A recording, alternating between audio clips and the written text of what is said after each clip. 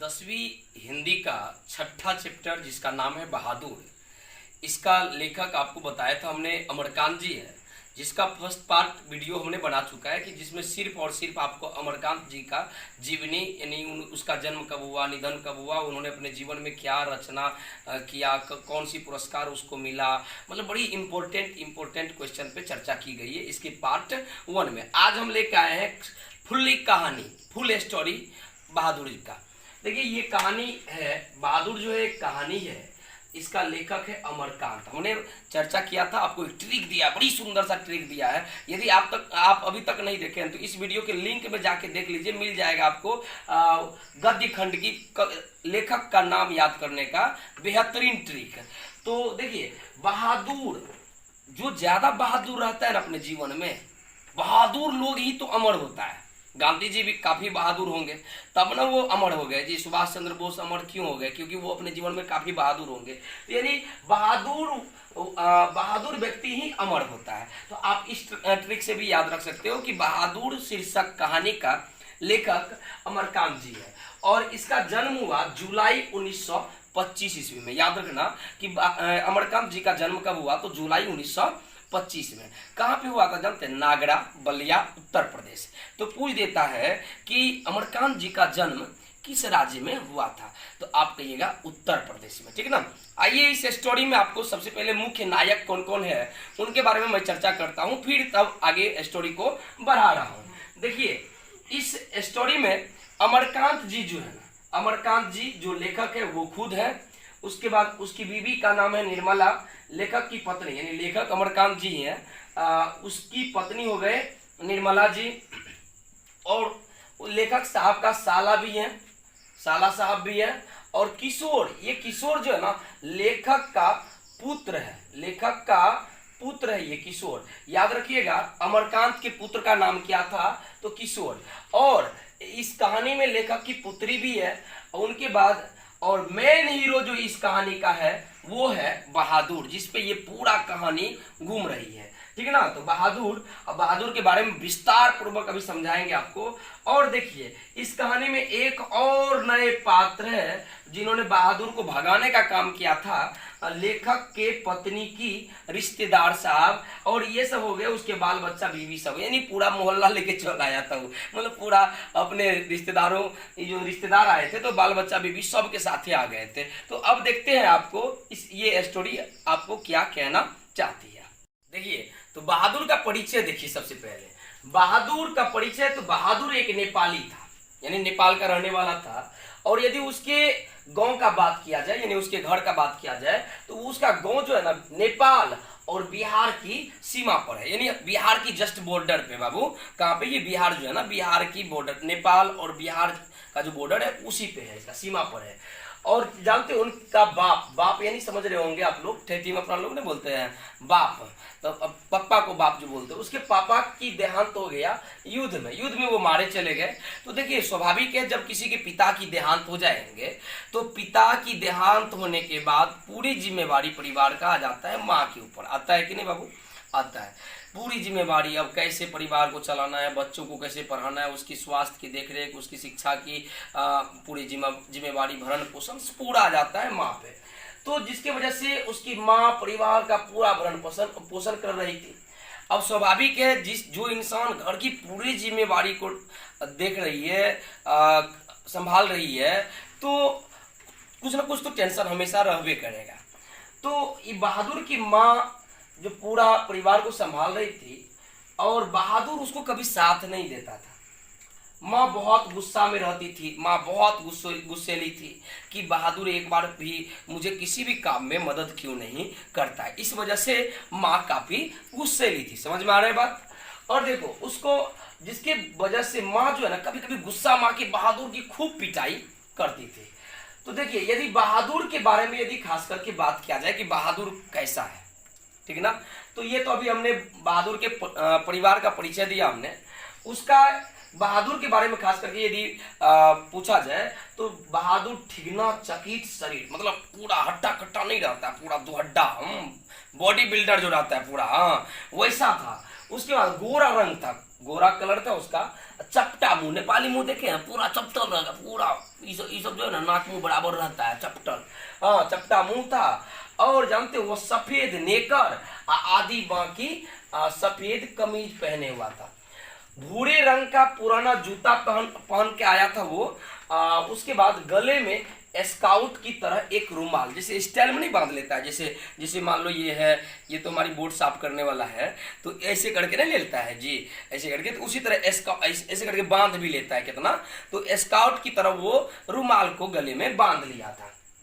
देखिए माँ चाहती थी कि लड़का जो है ना घर के काम धाम में कुछ हाथ बटा दे, मतलब होता है ना अब कुछ ना कुछ कोई घर का काम है तो उसमें यदि ये बहादुर भी हेल्प कर देता तो माँ को थोड़ी सहूलियत होती, आसान होता और उसको भी उतना परेशानियां नहीं झेलना पड़ता। तो जबकि वह क्या करता था जानते हो, माँ के किसी काम में तो हाथ नहीं बटाता था, लेकिन वो क्या करता था, पहाड़ पे चल जाता था, खेलते रहता था, और वहां पे वृक्ष पे चढ़ चढ़ करके चिड़िया सब का जो घोंसला होता था उसमें से क्या करते, उसके अंडा को निकाल करके या उसके बच्चा को निकाल करके उसी में खेलते खेलते समय बिता देता था।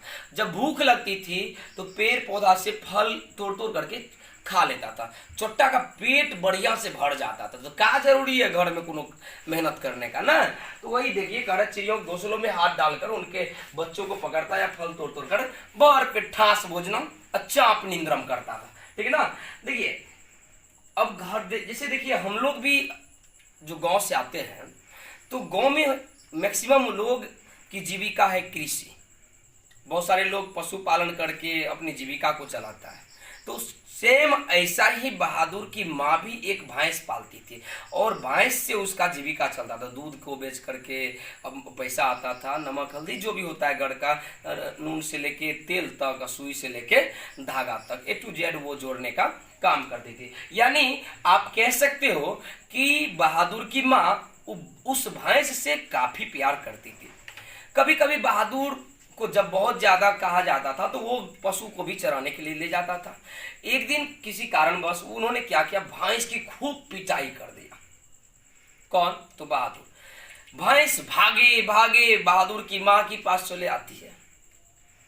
जब माँ के पास आती है तो माँ समझ जाती है कि कहीं इस भैंस को बहादुर ने जरूर पीटा है, और माँ भी क्या करती है, बहादुर को खोजकर उस भैंस की काल्पनिक अनुमान लगा करके कितना मारा गया होगा उसको, उसकी दुगुना मार देती है, पूरा कूट देती है। किसको? बहादुर को। माँ की खूब पिटाई के कारण बहादुर रात भर घर नहीं गया, वो जंगल में ही छिपा रहा, और सवेरे सवेरे को जब आया, समय होने वाला था, सुबह सुबह वाला बिनसरवा नहीं होता है, उस टाइम में क्या किया, बहादुर जाता है अपने घर चोरी चोरी चुपके चुपके, और माँ की रखी हुई हंडी में जो पैसा था उसमें से 2 रुपया लेकर के वो भाग जाता है। और भागते भागते उसके घर से 6 मील की दूरी पर एक बस स्टेशन था, और बस स्टेशन के पास गोरखपुर जाने वाली बस थी। उस बस पे बैठ जाता है और वहीं पर लेखक साहब के साले साहब से उनकी भेंट मुलाकात हो जाती है, जिसके वजह से साले साहब उसको लेखक साहब के घर लेके चले आता है। तो जब बहादुर को लेखक साहब के साले साहब लेखक साहब के घर लेकर आते हैं तो वहां पर लेखक साहब पूछते हैं उससे नाम, बहुत सारे लोग भी जमा हो जाते हैं, निर्मला, साला साहब, आसपास का लोग, कि भाई लेखक के यहाँ आज नौकर आया है, नौकर आया है, सभी जमा हो जाते हैं। तो लेखक साहब उनसे जब नाम पूछते हैं कि बाबू तुम्हारा नाम क्या है, तो वो अपना नाम बताता है, दिल बहादुर। क्या बताता है? दिल बहादुर। तो याद रखना कि बहादुर का पूरा नाम क्या है, तो आप कहना दिल बहादुर। नाम पूछने के बाद बहुत सारी बातें हुई, तब जो है ना लेखक साहब उसको कुछ हिदायत दिया, मतलब हिदायत मतलब समझते हैं ना, कुछ शासन किया कि देखो कैसे करना है, शरारत छोड़कर ढंग से काम करे। उसको कहा कि देख बाबू, जो भी तेरे अंदर शरारत वाला गुण है, नटखटपन वाला, वो सबको छोड़ करके तुम ठीक ढंग से काम करो हमारे घर में, और हमारे घर को तुम अपना घर समझो, ठीक है ना। और जानते हो सबसे बड़ी बात है, हमारे घर में जो है ना नौकर चाकर को काफी इज्जत से रखा जाता है, काफी प्यार किया जाता है। अरे जानते हो, जो सब खाता पीता है ना, पहनता है ना, वही हम लोग नौकर चाकर को भी खाते पिलाते खिलाते पिलाते हैं और उसको पहनाते भी है। मतलब कोई अंतर हमारे घर में नौकर चाकर के साथ नहीं किया जाता है। जानते हो, यदि यहाँ पे तुम ठीक ढंग से रहोगे ना तो ढंग से और सीख जाओगे। मतलब बोलने का, चलने का, जीवन जीने का, सब चीज का ढंग सीख जाओगे। और यहाँ पे रहने के बाद तुम पढ़ना लिखना भी सीख जाओगे। जिस तरह से हमारे घर का सभी लड़का पढ़ा लिखा हुआ है, उसी तरह से तुम भी पढ़ लिख जाओगे। निर्मला हिदायत देती है बहादुर को कि देखो, इस मोहल्ले में बहुत से तुच्छ लोग रहते हैं। तुच्छ मतलब होता है छोटे विचार वाले लोग, छोटे छोटे लोग रहते हैं। उसके यहाँ ना तुम्हें जाना है, ना उसका कोई भी काम करना है। और देखो, यदि तुम्हें वे लोग बोले कि बाजार से कोई सामान ला देना है तो तुम कहना ठीक है, आता हूं कह करके तुम चले आना अपने घर पे, ठीक है ना। तो यानी ये सब बातें कह करके निर्मला तब अंत में क्या करती है, उसके नाम में जो दिल लगा हुआ था, दिल शब्द को उड़ा देती है। तो क्वेश्चन पूछा जाता है बिहार बोर्ड में कि दिल बहादुर के नाम से, यानी बहादुर के नाम से दिल शब्द को किसने उड़ाया, तो निर्मला। फिर देखिए क्या हुआ कि बहादुर जब आता है घर में, किसके घर में, तो लेखक के घर में, तो उसके घर परिवार के सदस्यों पर क्या प्रभाव पड़ता है, क्या खुशियां आती है, वो अब चर्चा करना है। देखिए, जब बहादुर तो काफी हंसमुख था, बहुत ही हंसमुख, हर बात पे हंसता रहता, पूरा स्माइल देते रहता था। और जानते हैं, हंसमुख और मेहनती था काफी। उसके बाद उसी की वजह से जो है ना, कुछ दिन तक हमारे मतलब लेखक साहब के घर में वैसा ही माहौल बना रहा जैसा कि आप पहली बार मैना, कौवा या तोता लाते हो। मैना तोता जब लाते हो घर में तो बच्चों में क्या खुशियां होती है। घर का सभी लोग गुड मॉर्निंग बोलो, तोता को कहेगा good morning, good afternoon, good evening सिखाते रहता है। भिन्न तरह कितनी खुशियां रहती है, तोता है मेरे यहाँ। उसी तरह जब बहादुर आए लेखक साहब के घर तो वही खुशियां था, आप अंदाज कर सकते हो बाबू। अच्छा, उनके बाद जानते हैं, सुबह सुबह घर में मोहल्ला का लड़का चले आता था और लड़का आकर के और उसको पूछता था, तंग करता था, तुम लोग नेपाली भाषा में छिपकली को क्या कहते हो, क्या तुमने शेर को देखा है। अब बताओ, बच्चा छोटा छोटा मजा लेता था, किससे, बहादुर से फुल्ली मजा लेता था। और जानते हो, पहाड़ी गाना का भी ऑर्डर किया जाता था कि तुम एगो पहाड़ी गाना गा के सुनाओ। क्यों, क्योंकि वो गुनगुनाते रहता था बहादुर। बताएंगे आपको अब ये इसी वीडियो में। उसको पहाड़ी गाना की फरमाइश की जाती थी। और जानते हो, उससे जितना प्रश्न पूछता था उतना तो उत्तर देता ही था, लेकिन उत्तर देने से ज्यादा कहीं वो हंसता था। आप गांव घर में देखे होंगे, जब नई नई बहू आती है ना तो सास उस बहू की कितनी प्रशंसा करती है, पड़ोसियों को सुनाते हुए। पड़ोसी की जो औरतें होती है, पड़ोस वाली औरतें सब उसको चिरा चिरा के कहेगी, मेरी बहू इतनी सुंदर है ना, इतनी सुशील है ना, इतनी व्यवहारिक है नहीं, इतनी सा बड़ा घर की है। उसकी इतनी फिक्र करती है, नाश्ता की, चाय की, पानी की, स्नान की, तबीयत की, यहाँ तक कि टॉयलेट का भी। जब जाने लगेगी तो अपनी बिटिया को बोलेगी, दैया एक बार भाभी जी तो स्नान बाथरूम या टॉयलेट रूम जो तेजी से पानी चला दी, पानी दे दी। ऐसे मतलब एगो कहावत नहीं है, नया में आदर, गोंगा में काजर। नई नई जो दुल्हन आती है ना तो उसको क्या करेगा, डोरी सब में कजला देगी और सब में कन्या बढ़िया से लाइल। इनके औरत सबके नजर जैसे ना बहुत खराब हो, वो जलाने की मतलब बहुत ऐसा उसको लगता है कि हम अपने बहू को बहुत ज्यादा मानती है। हाँ, अब देखिए, निर्मला उसी तरह पड़ोसी को सुनाते हुए कहती है क्या, कि बहादुर आकर नाश्ता क्यों नहीं कर लेते। मैं दूसरी औरतों की तरह नहीं हूं जो नौकर चाकर को जलाती है, भुनाती है, मतलब खाने पीने के लिए नहीं देती है। मैं तो नौकर चाकर को अपने बच्चों की तरह रखती हूँ। उसने कौन, तो लेखक के बारे में कह रहा है, अपने दुल्हा जी के बारे में कह रही है ये निर्मला। उसने तो साफ साफ कह दिया है कि बहादुर पर चाहे 100-150 महीनवारी का खर्चा हो जाए, उससे कोई तकलीफ लेने का नहीं है। हाँ, उसने तो एक नेकर, मतलब नेकर समझते हो ना, नीचे वाला पैंट और एक कमीज उसी रोज लाए थे, और जो है ना बनने भी दे दिया है। भाई इतनी खुशहाली है ना बहादुर के आने से, मत पूछो यार। आप वीडियो को देखते रहिए, आप देख रहे हो ना, बहुत मेहनत लगता है वीडियो को बनाने में।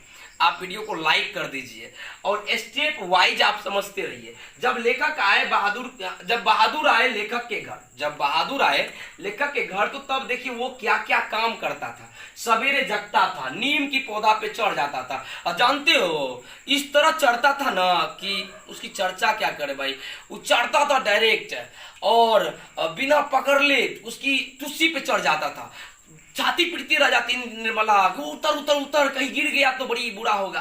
दातुन तोड़ करके तब लाता था। घर की सफाई करता था, कमरों में पोछा लगाता था, सफाई करता था, पोछा लगाने का काम करता था, अंगीठी जलाता था, मतलब चूल्हा जलाने का काम करता था, चाय बना करके सबको पिलाता था, दोपहर में कपड़ा सब साफ करता था, बर्तन साफ करता था, रसोई बनाने की जिद करता था कि माजी माजी। एक बात याद रखना कि बहादुर निर्मला को माँ कहती थी, माताजी माताजी माताजी कहा करता था ये।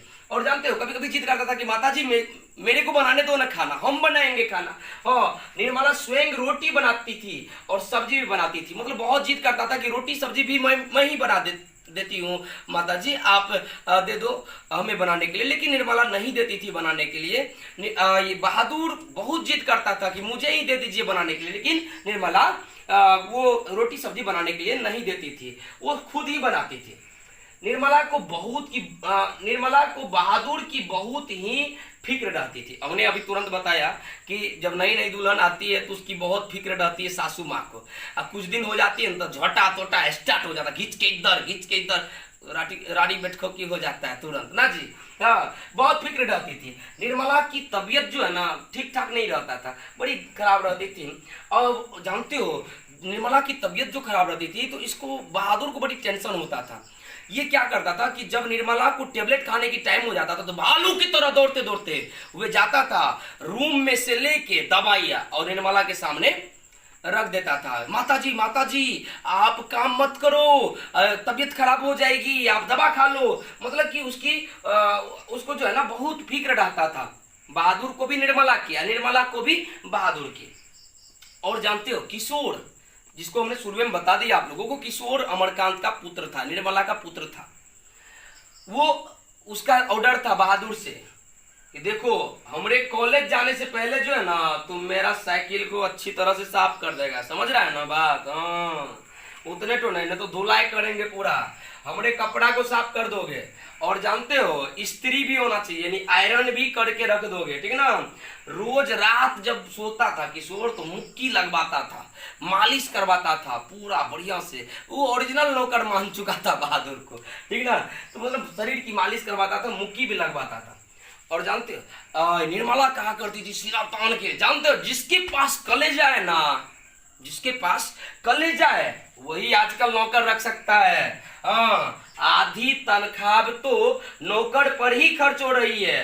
अरे रुपया पैसा कमाया किस लिए जाता है, ये डायलॉग मारती थी कौन, निर्मला, पड़ोसियों को सुना सुना करके। लेडीज की ये सबसे बड़ा लक्षण है, वो जो है ना किसी भी बात को 2.5 गुना ज्यादा करके बोलने की गुण रखती है। वो बहादुर को सोने के लिए जो है ना एगो फटी पुरानी दरी दे दिया था। और बहादुर जब आ रहा था ना अपने गांव से तो उस टाइम एगो चादर लेके आया था, वो चादर था एगो फटी पुरानी दरी ये दिए थे लेखक साहब। और दूसरी बात की सोने के लिए जो है ना ये कोई सोफा सेट पलंग नहीं था, वहां पे था क्या एगो बस खट था, जो मचान तचान नहीं होता है उसमें भी टूटा फूटा मचान था, उस पे बेचारा जाके फटा पुराना दरी को बिछा करके सो जाता, आराम करने चल जाता था। और जब आराम करने जाता था उस पे तो तब अपने पॉकेट से कुछ चीजें निकालता था वो।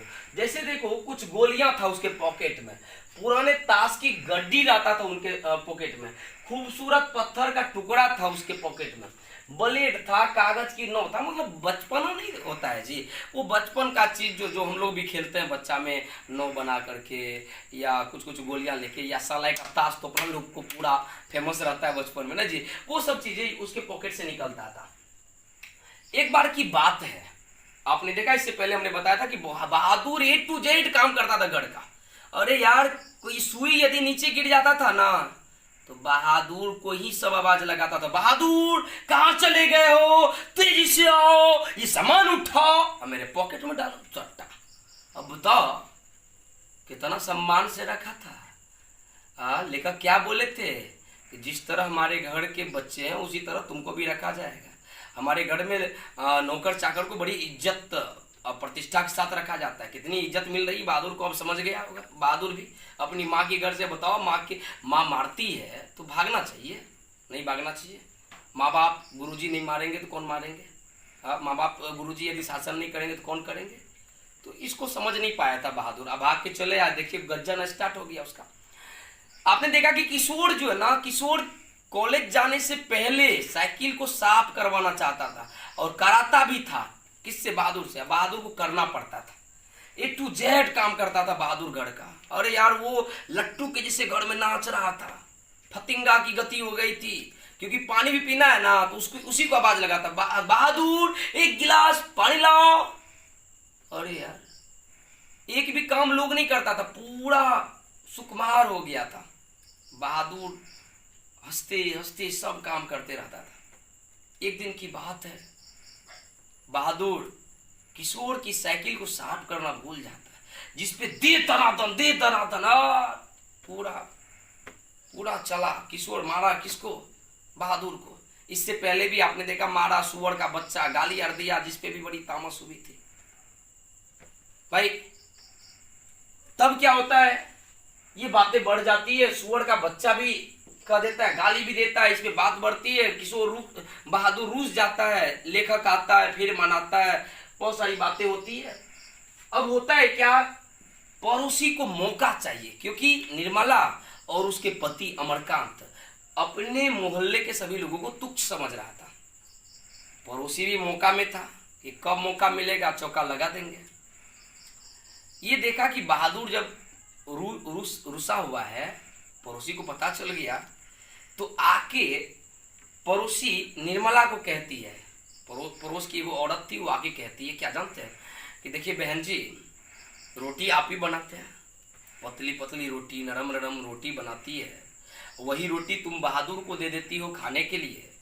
जब नौकर चाकर को पतली पतली रोटी दिया जाता है तो उसकी आदत खराब हो जाती है, उसका आचरण खराब हो जाता है, वो बिगड़ जाता है। काहे ऐसा करती है? नौकर को इतना सम्मान दिया जाता है, नौकर नौकर है, सर्वेंट इज सर्वेंट।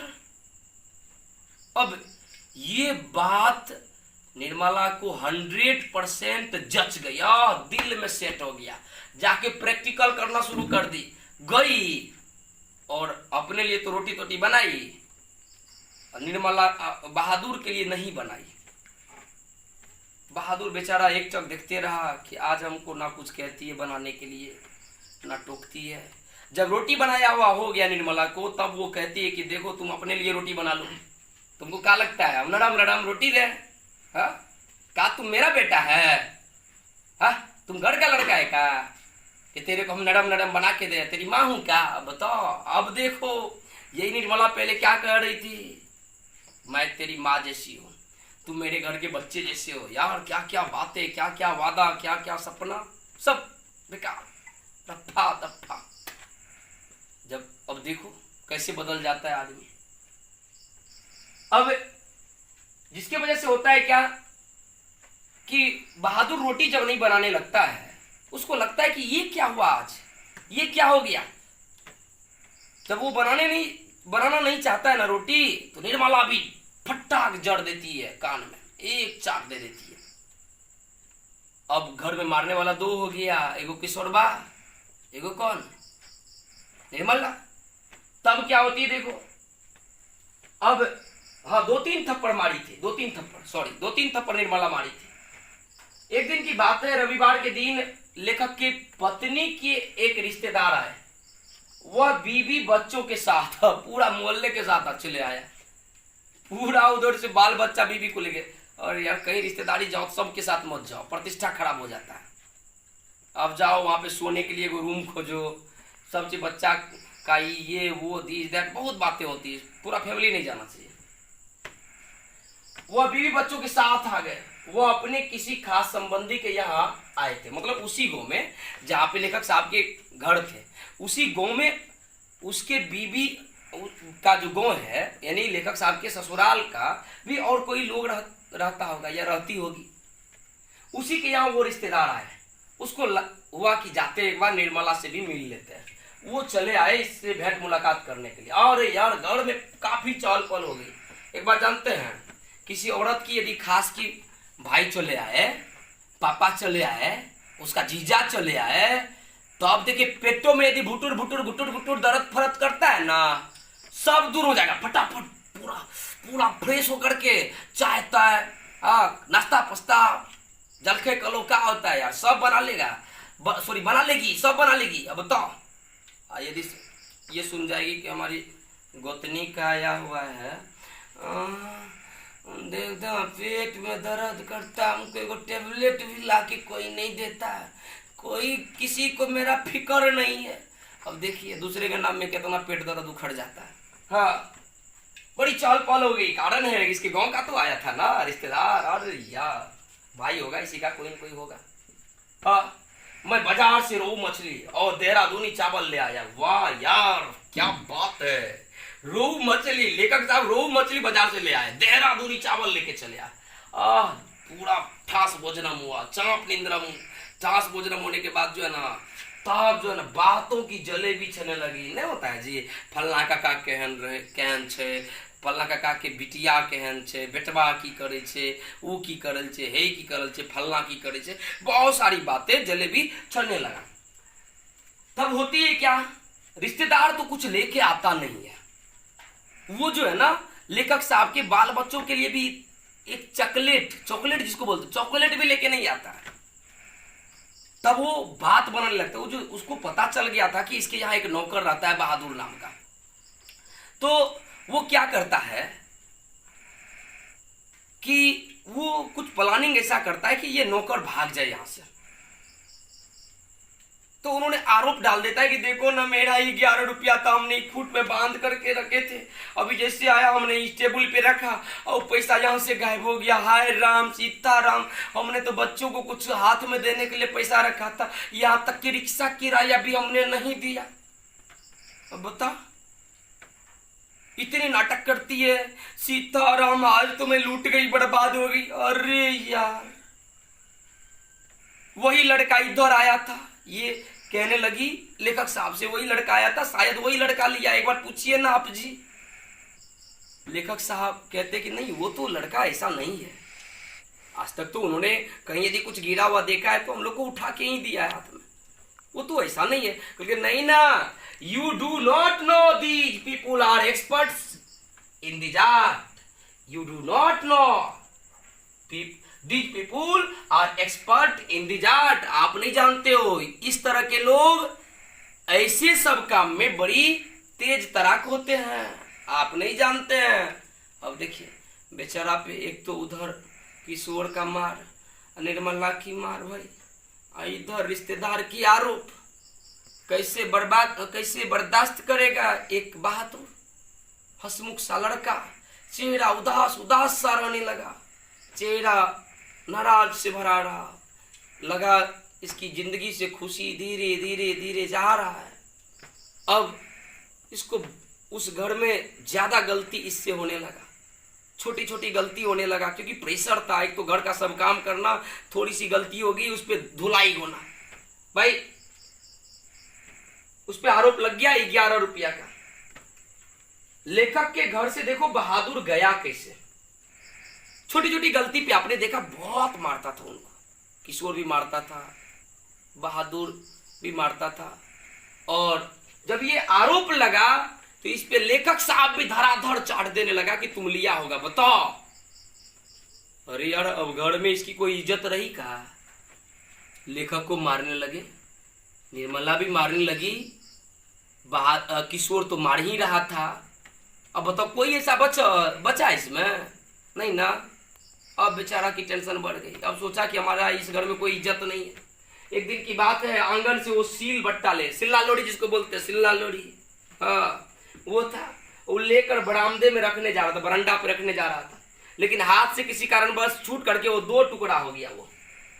अभी सोचा भाई आज तो मेरा खैर नहीं है, जब छोटी छोटी गलती पे है तो ना मोटी धुलाई होती थी, तो आज कितना होने वाला है आप लोग कमेंट करके बताइए।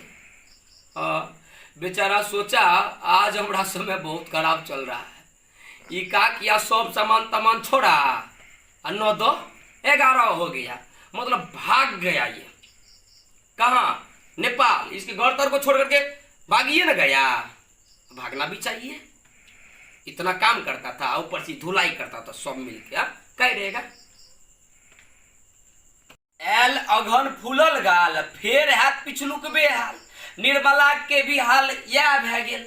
अब देखियो, अब तो बेचारी अफसोस कर रही है, पूरा कपार दुन रही है, पल्लू से आंसू पोछी रही है के निर्मला। अरे यार, मारने में कितना मजा आता था इनको, इसके बेटवा को।